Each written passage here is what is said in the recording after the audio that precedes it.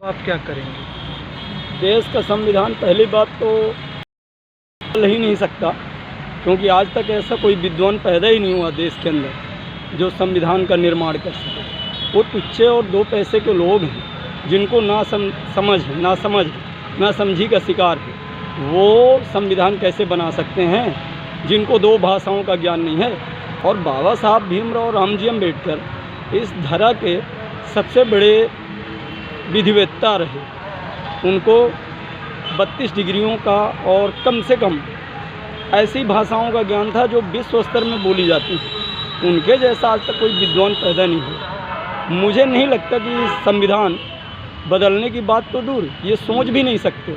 और जो लोग ऐसा सोच रहे हैं, मुझे लगता है कि वो गंदी नाली की कीड़े से गैर गुजरे व्यक्ति हैं जो ऐसी भद्दी बातें सोचते हैं। पहली बात तो कि इसको बदलना नामुमकिन है, वो इसलिए कि आज भारतीय संविधान विश्व का सबसे बेहतरीन संविधानों में से एक है, पहली बात। दूसरी बात यह है कि आज 70 सालों में जो भी हुआ देश के अंदर, उसकी सीख दुनिया में जा रही है। बाबा साहब के संविधान की बदौलत जो भी कॉन्स्टिट्यूशन में बने हुए हैं मानव अधिकार, वो बेहतर से बेहतर काम कर रहा है भारतीय संविधान। अब भारतीय संविधान की बदलने की बात कर रहे हैं। भारतीय संविधान में जो अनुच्छेद लिखा है, जो कानून लिखे हुए उसको लागू करें ना। ये केंद्र सरकार, ये राज्य सरकार जो ये कीड़े मकोड़ों की तरह और पानी में बुलबुलों की तरह उभर के आते हैं सामने, तरह तरह की बातें करते हैं, मुझे नहीं लगता कि ये पागल हैं। ये जो केंद्र सरकार है, जैसे कि लोगों का कहना कि मनुस्मृति लागू करेंगे, कैसे लागू करेंगे भाई? क्या 85% लोग ये पसंद करेंगे कि हमको पढ़ने का अधिकार न मिले, हमको प्रॉपर्टी का अधिकार न मिले, हमको अभिव्यक्ति को व्यक्त करने को अधिकार न मिले? तो क्या ऐसा कोई संविधान चाहेगा? मुझे नहीं लगता कि कोई ऐसा संविधान चाहेगा। और संविधान यदि बदलने की बात करते हैं तो उनको शायद पता नहीं है संविधान बदलने वालों को कि लाखों करोड़ों मौतें होंगी और वो लोग कभी नहीं बच पाएंगे जो नया संविधान बनाने की बात करते हैं।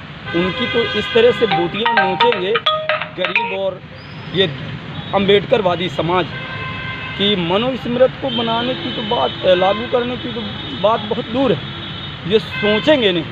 अगर ऐसा ये मानते हैं कि हम नया संविधान बनाएंगे, तो मैं उनको ये चेतावनी देना चाहता हूँ कि वो अभी भी वक्त है, वो संभल जाएं। वो मनुस्मृति एवं नया संविधान लागू करने की बात को छोड़ें, सोचें ना। अगर सोचेंगे तो ये सोच लें कि उनके शरीर के कितने टुकड़े होंगे जो संविधान बदलने की बात करते हैं, जो गैर कानूनी बात करते हैं। और ऐसे लोगों के ऊपर राष्ट्रद्रोह का मुकदमा लगना चाहिए, राज्यद्रोह का नहीं, राष्ट्रद्रोह का मुकदमा लगना चाहिए। क्योंकि ये संविधान के खिलाफ बोलने की हिमाकत कैसे कर सकते हैं? कैसी ये केंद्र सरकार निकम्मी है, ये केंद्र सरकार, और निकम्मा है ये प्रधानमंत्री जो इस तरह की बातों को तवज्जो दे रहा, उनके ऊपर FIR नहीं कर रहा, जो इस तरह की बातें करते हैं। मुझे नहीं लगता कि कोई इस तरह की बातें करे और देश का प्रधानमंत्री और राज्य का मुख्यमंत्री इस तरह की बातों को जोर दे। उसको तो तुरंत FIR करना चाहिए, जैसे कि ये यूट्यूबर्स में और फेसबुक में, व्हाट्सएप में जैसे चलाते हैं कि मनुस्मृति लागू होगा और नया संविधान बनाया जाएगा, बाबा साहब का संविधान ख़त्म किया जाएगा, बदला जाएगा।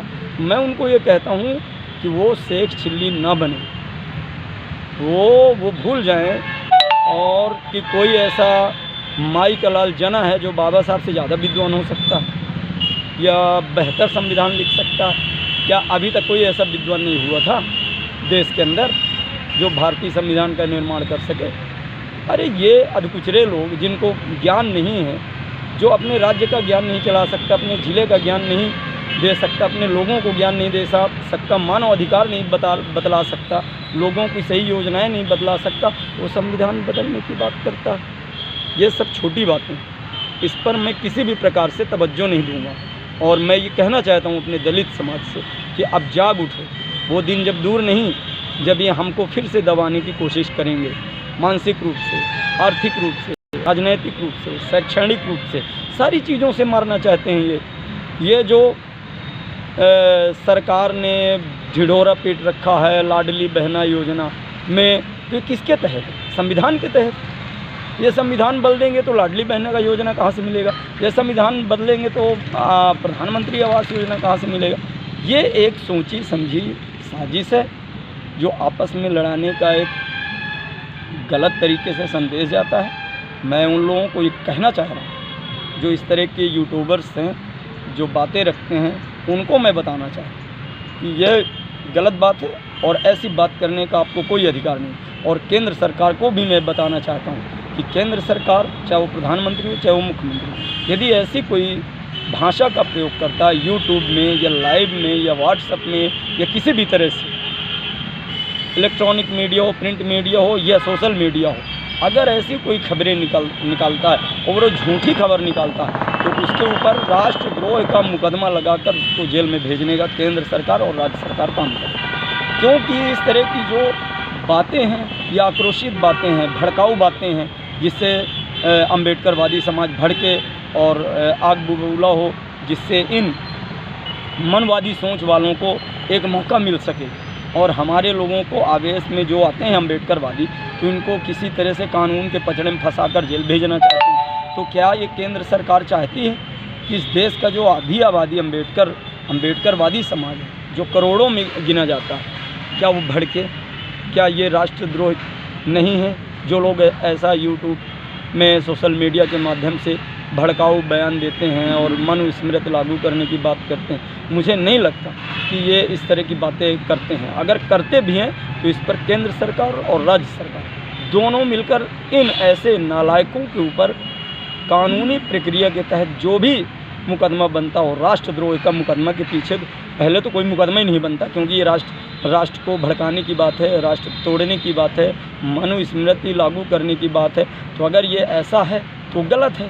हमारे लोग जो भी ऐसे लोगों का साथ दे रहे हैं, ऐसे लोगों के पार्टी में जा रहे हैं, जो लोग मनवाद को बढ़ावा दे रहे हैं, वो गद्दार हैं इस समाज के, अम्बेडकर समाज के गद्दार हैं। जो अनुसूचित जाति, अनुसूचित जनजाति, पिछड़ा वर्ग का व्यक्ति उनके तलवे चाटता है, चाहे वो सांसद हो, ये विधायक हो, ये मंत्री हो, यदि उनके तलवे चाटता है, मनवादियों के तलवे चाटता है, तो मुझे लगता है कि वो इस अम्बेडकरवादी समाज का, ये सभ्य समाज का वो गद्दार है। और वो भारतीय समाज और अम्बेडकरवादी समाज कतई बर्दाश्त नहीं करेगा, चाहे वो कोई भी हो।